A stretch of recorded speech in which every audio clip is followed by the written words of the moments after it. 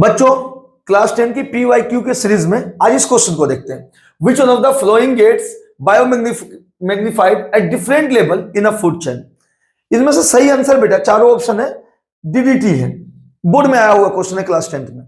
चलिए समझते हैं पहले बायोमैग्निफिकेशन होता क्या है, तब इसके आंसर को सही तरह समझ पाएंगे।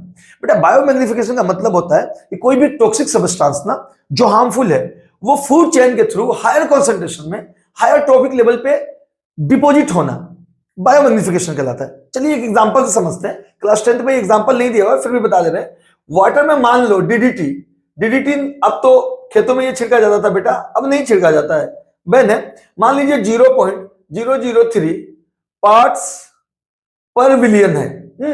अब इस वाटर से वो जू प्लांटन में गई, जू प्लांटन से बेटा फिश में गई, फिश से बेटा बड़ी फिश में गई और फिर बर्ड्स में गई।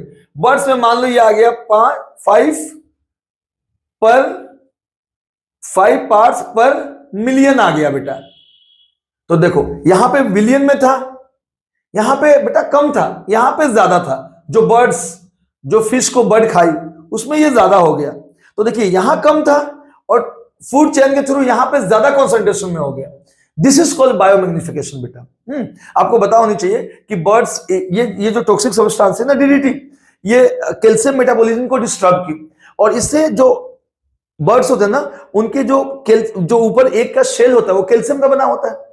वो एक का शेल थिन हो गया और एक का शेल थिन होने की वजह से एक्सटिंक्शन का खतरा मंडराने लगा कई बर्ड्स पे। तो ठीक है बेटा, तो ये बड़ा डेंजरस चीज है। तो फूड चेन के थ्रू ज्यादा कॉन्सेंट्रेशन में, देखो यहां पे कितना कम है, यहां पे कितना ज्यादा हो गया।